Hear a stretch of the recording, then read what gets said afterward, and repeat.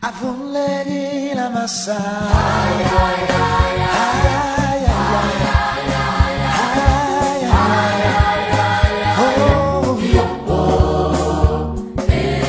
avunlegi la massa. Ay, ay, oh, oh. Mesdames, Messieurs, bonsoir. Vous avez reconnu ce générique pour les habitués de ce programme. Tu dois comprendre. Nous sommes encore là avec cette nouvelle édition et la même thématique. Il y a un temps pour tout. Un temps pour toutes choses sous les cieux. Vous trouverez, n'est-ce pas, cette thématique dans le livre d'Ecclésiaste en son chapitre 3, verset 1. Aujourd'hui, nous parlerons de Daniel. Nous parlerons d'un grand roi, le roi Nebuchadnezzar. Parce que Daniel a joué un rôle particulier, n'est-ce pas, sous son règne et sous le règne de ses successeurs. Et le livre même de Daniel lui-même est un livre qui a une grande portée. Parce que ce livre nous parle de la souveraineté de Dieu sur les nations. C'est très important. L'Éternel est le créateur de toutes choses. Il est le Dieu souverain. Il est capable d'accomplir ses desseins dans tous les territoires du monde, dans toutes les villes du monde, dans toutes les nations du monde. Daniel chapitre 4. Daniel chapitre 4. Nous allons commencer avec les versets 4 à 7. Moi, Nebuchadnezzar, je vivais tranquille dans ma maison et heureux dans mon palais. J'ai eu un songe qui m'a effrayé. Oh mon Dieu, le roi le plus puissant de la terre a un songe qui l'a effrayé. Dieu est capable d'effrayer même les hommes les plus puissants. Vous qui comptez sur votre argent, vous qui comptez sur votre position, l'Éternel peut vous faire perdre le sommeil. Parce qu'il est le Tout-Puissant. Nebuchadnezzar affirme qu'il avait été effrayé à cause d'une vision. Une vision qu'il avait eue alors qu'il était couché dans son palais, avec tout le confort que ce palais avait. Oh mon Dieu! Quand nous parlons de l'Éternel, nous parlons de celui qui est capable de vous trouver, de vous retrouver dans toute cachette où vous allez, n'est-ce pas, vous cacher. Il est capable. Il est capable de vous troubler. Il est capable de vous effrayer. Il est capable de vous faire pleurer. Il est l'Éternel. Verset 5. J'ai eu un songe qui m'a effrayé, les pensées dont j'étais poursuivi sur ma couche et les visions de mon esprit me remplissaient d'épouvante. J'ordonnai qu'on fît venir devant moi tous les sages de Babylone afin qu'ils me donnassent l'explication du songe. À vrai dire, quand on lit là, la Bible parle des sages. Vraiment, c'est un mot très beau, les sages. Mais la suite nous montrera quel type de sage il s'agit. Il ne s'agit pas des gens qui avaient la sagesse de Dieu, mais il s'agit des gens qui étaient des serviteurs actifs du diable et qui opéraient donc avec des aptitudes sataniques. Et ce sont ces personnes-là qui se retrouvaient autour du roi. Ce sont ces personnes-là que le roi consultait. C'est terrible quand on tourne le dos à l'Éternel, à son Créateur, pour faire confiance, n'est-ce pas, à celui qui n'a rien créé, mais qui essaye de se passer toujours pour Dieu. Continuons. Alors vinrent les magiciens, les astrologues, les chaldéens et les devins. Vous voyez, les magiciens. Vous voyez les gens qu'on appelle sages dans nos villes, dans nos villages, dans nos nations. Les magiciens, les serviteurs du diable, les occultistes. Et c'est ce qui se passe encore aujourd'hui. Quand les gens ont des problèmes, ils se tournent vers ces gens-là. Même ceux qu'on appelle les grands de ce monde. Voilà comment le diable a réussi et continue, n'est-ce pas, de réussir à séduire les gens, les tromper. Parce que la Bible déclare qu'il se déguise en ange de lumière, mais il n'est pas la lumière. Il n'est pas la vraie lumière. Continuons. En dernier lieu se présenta devant moi Daniel, nommé Beltsazar, d'après le nom de mon Dieu, et qui a en lui les esprits des dieux saints. Je lui dis le songe. Vous voyez, en dernier lieu, on recourt au serviteur de Dieu. En dernier lieu, on recourt à l'Éternel. Pourquoi? Parce qu'on a été déçu, parce qu'on n'a pas eu la solution. Donc Dieu est notre moins cher. On recourt à lui seulement quand ça n'a pas marché avec les autres. Quand on est épuisé. C'est vrai que Jésus a dit, venez à moi, vous tous qui êtes fatigués et chargés, et je vous donnerai du repos. Mais je suis là pour vous dire, n'attendez pas d'être déçus. N'attendez pas d'être fatigués. Vous pouvez prendre la bonne décision de donner la première place à Dieu dans votre vie. Celui-là qui vous a créé. Nous continuons notre lecture. Beltsazar, chef des magiciens, qui a en toi, je le sais, l'esprit des dieux saints, et pour qui aucun secret n'est difficile. Donne-moi l'explication des visions que j'ai eues en songe. Vous voyez? C'est pourquoi, même aujourd'hui, quand Dieu vous utilise puissamment, on dit oui, ça c'est la sorcellerie. Dans ce royaume-là, à Babylone, Nebuchadnezzar a appelé Daniel chef des magiciens. Mon Dieu, mon roi. Oh, cette puissance-là, non, non, non, vraiment, il prie au nom de Jésus et on voit ça. Non, c'est une autre sorcellerie. Voilà comment le diable a réussi à aveugler les gens. Même ceux qui sont à l'église ne croient pas que Dieu est le plus puissant. La Bible déclare qu'il lui a été donné un nom qui est au-dessus de tout nom, à la mention duquel tout genou fléchit, dans les cieux, sur la terre et sous la terre. Il s'agit de qui? Il s'agit de Jésus. Mais les gens ne parlent de lui qu'à Noël, à Pâques. Mais ils ne comprennent pas, ils ne savent pas qui il est. La puissance qu'il peut donner à ceux qui croient. La Bible déclare, voilà, voici les signes qui accompagneront ceux qui auront cru. À mon nom, au nom de qui? De Jésus. Ils chasseront les démons. Mais les gens sont à l'église, ils ne comprennent pas quelle est la puissance qu'il y a en Jésus. Quelle est l'autorité qu'il donne à ceux qui croient en son nom. Il y a un temps pour chaque chose. Il y a des gens, c'est en souffrant, qui vont finir par fléchir les genoux. Mieux vaut tard que jamais. Mais je veux croire qu'il ne sera pas trop tard pour vous. Vous pouvez encore le faire maintenant. C'est la Bible qui le dit. Il y a un temps pour tout, un temps pour toutes choses sous les cieux. Cette émission que vous regardez ou que vous écoutez à la radio est une opportunité divine pour que vous compreniez que c'est devant Jésus que vous devez vous prosterner et non les féticheurs. Et non les grands maîtres, n'est-ce pas, des cercles sataniques. Ce sont des hommes mortels. Des hommes qui servent, n'est-ce pas, un Dieu qui est déjà condamné. Je veux parler de Satan, qui connaît, n'est-ce pas, la sentence qui a été prononcée contre lui et qui cherche à attirer, n'est-ce pas, la majorité d'êtres humains avec lui en enfer. Nous sommes toujours en train de lire.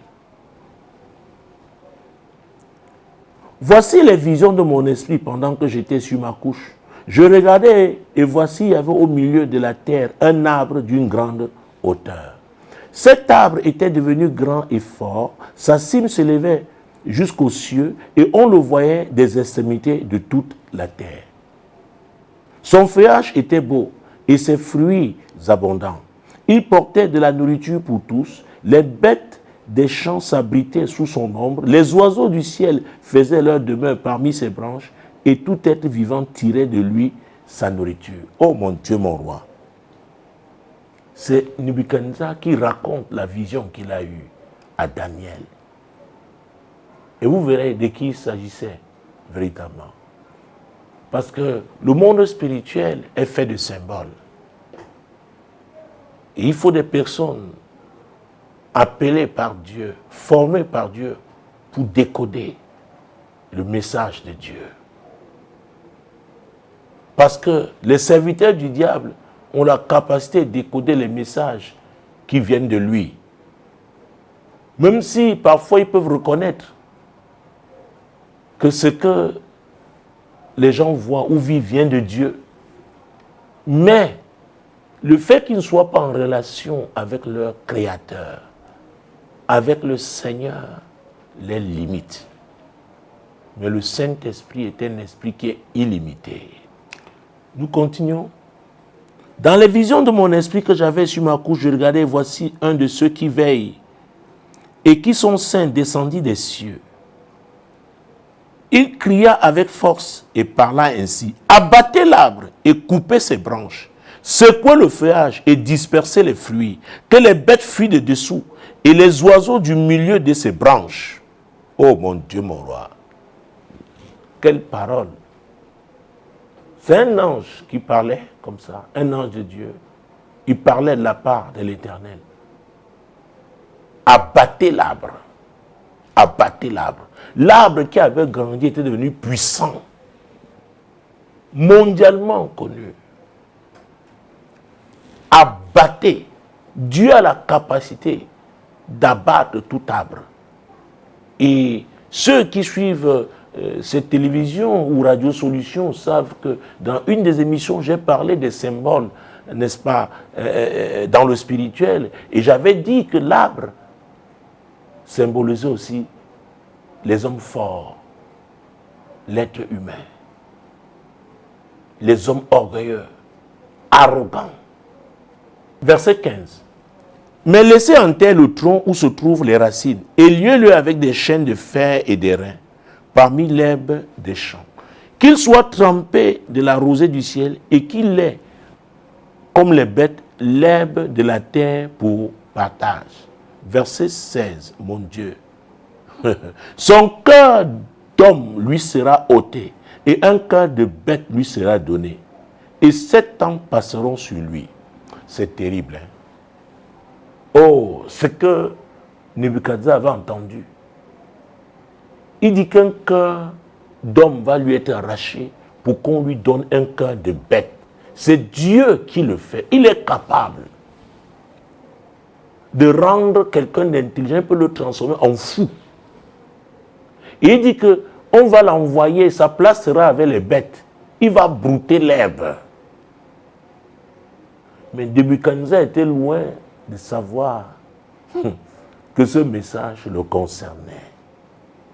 Vous allez voir la réaction que Daniel a eue dès que l'Esprit de Dieu, oh mon Dieu, lui a communiqué le fond de ce message. Verset 19. Alors Daniel, nommé Belsatzar, fut un moment stupéfait et ses pensées le troublaient. Le roi reprit et dit, Belsatzar, que le songe et l'explication ne te troublent pas. Et Belsatzar répondit, mon Seigneur, que le songe soit pour tes ennemis et son explication pour tes adversaires. Vous voyez? Parce que donner une telle explication à un roi, qu'il va devenir une bête, Dieu fera de lui une bête. Dieu va l'envoyer en brousse. Il va brouter l'herbe avec le cœur d'un animal. Voilà ce que Dieu peut faire. Je vous ai dit que le livre de Daniel parle de la souveraineté de Dieu sur les nations du monde. Donc dans toutes les nations, Dieu peut agir comme il veut. Il peut toucher qui il veut. Il peut transformer qui il veut. C'est pourquoi les hommes devraient lui être soumis. Lui qui a dit qu'il y a un temps pour tout un temps pour toutes choses sous les cieux. Verset 20. L'arbre que tu as vu qui était devenu grand et fort, dont la cime s'élevait jusqu'aux cieux, et qu'on voyait de tous les points de la terre, cet arbre, dont le feuillage était beau et les fruits abondants, qui portait de la nourriture pour tous, sous lequel s'abritaient les bêtes des champs, et parmi les branches duquel les oiseaux du ciel faisaient leur demeure. Verset 22, c'est très important. C'est toi, ô roi, ô mon Dieu. C'est toi, ô roi, qui es devenu grand et fort, dont la grandeur s'est accrue et s'est élevée jusqu'aux cieux, et dont la domination s'étend jusqu'aux extrémités de la terre. Donc, Dieu annonçait le jugement qui devait s'abattre sur Nebuchadnezzar. Alors, quand Dieu, l'Éternel qui est juste, prononce une telle sentence sur un homme, c'est parce que cet homme l'a méprisé. Parce que cet homme a désobéi à sa parole. Parce que cet homme a été orgueilleux. Et la Bible déclare que Dieu résiste aux orgueilleux, mais il fait grâce aux humbles. Cet homme a bafoué ses principes. Et Dieu maintenant, parce que sa patience a des limites, et c'est ce que nous devons comprendre, la patience de Dieu a des limites. Cette patience a des limites. Ne poussez pas Dieu à prononcer une sentence contre vous. Ne lui résistez pas. Ne soyez pas rebelles. Verset 23 et suivant. Le roi a vu l'un de ceux qui veillent et ceux qui sont saints descendre des cieux et dire, abattez l'arbre et détruisez-le, mais laissez en terre le jonc où se trouvent les racines, et liez-le avec des chaînes de fer et des reins, parmi l'herbe des champs, qu'il soit trempé de la rosée du ciel, et que son partage soit avec les bêtes des champs, jusqu'à ce que 7 ans soient passés sur lui. Ô mon Dieu, mon roi. Verset 24. Voici l'explication. Voici l'explication, ô roi. Voici le décret du Très-Haut qui s'accomplira sur mon Seigneur le roi. Qui s'accomplira. Roi, sa majesté, parce que tu as été rebelle, hein, cette décision de l'Éternel va s'accomplir. Rien ne peut l'empêcher, empêcher l'accomplissement de cette sentence. Tu as atteint un niveau insupportable. Et c'est pourquoi tu ne peux pas échapper.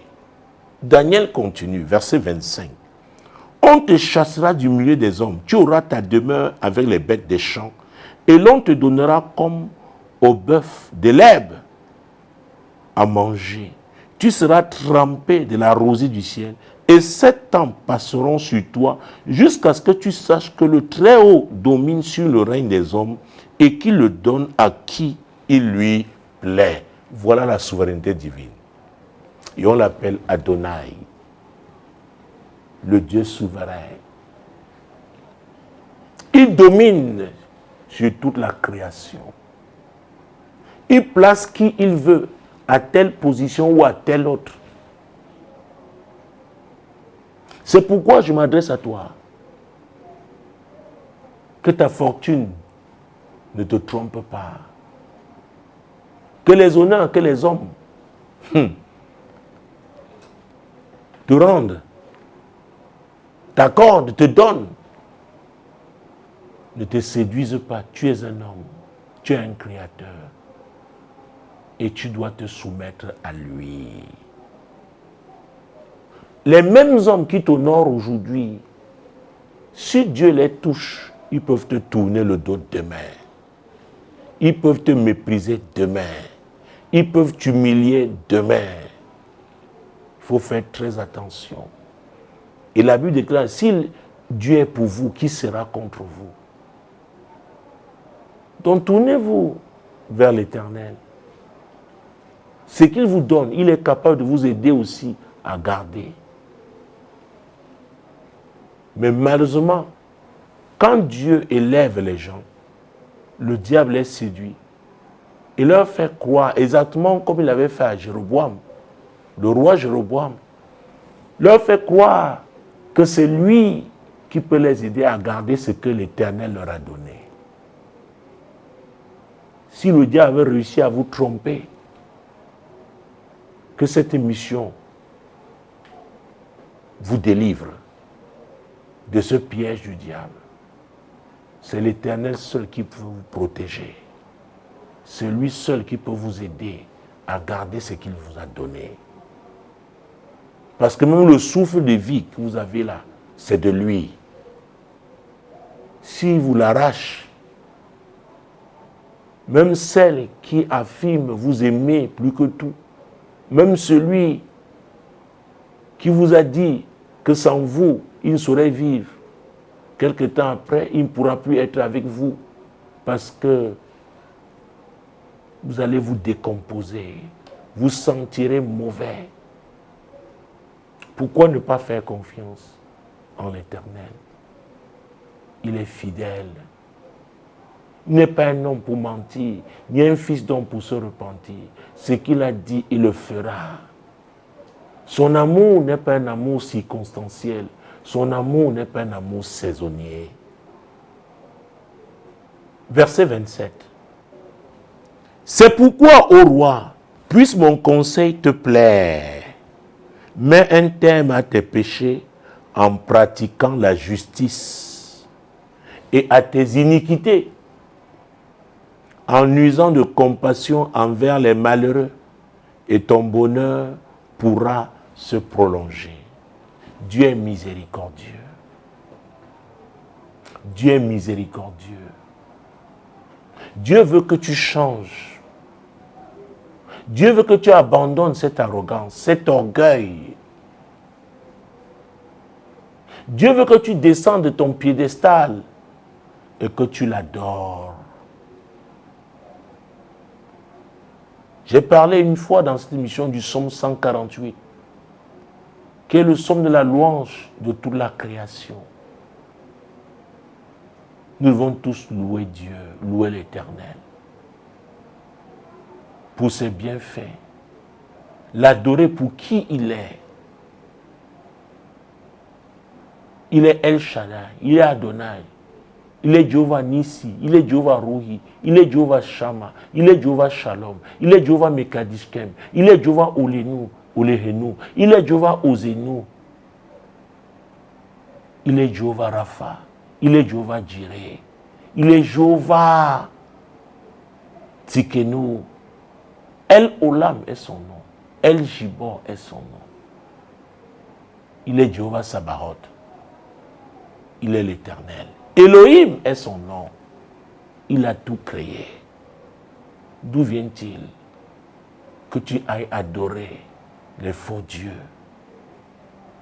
Les dieux qui ne peuvent pas prolonger votre séjour sur la terre. Les dieux qui n'ont rien créé. Je vous parle de l'Éternel. La Bible déclare qu'au commencement était la parole. La parole était avec Dieu. La parole était Dieu. Elle était au commencement. Tout ce qui a été fait par elle. Et rien de ce qui a été fait n'a été fait sans elle.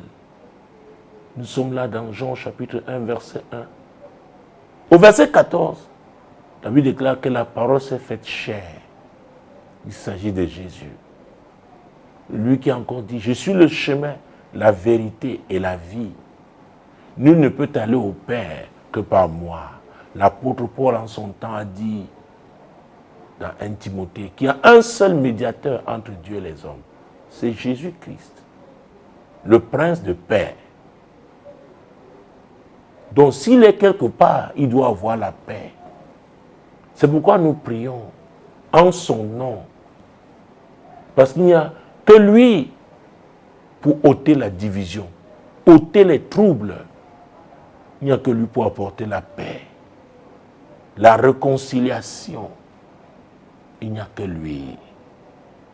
Il n'y a que lui. Il est digne de louange, digne d'adoration. Daniel donnait un précieux conseil à sa majesté, le roi Nebuchadnezzar. Abandonne le péché, abandonne tes voies, les voies de l'iniquité. Repends-toi.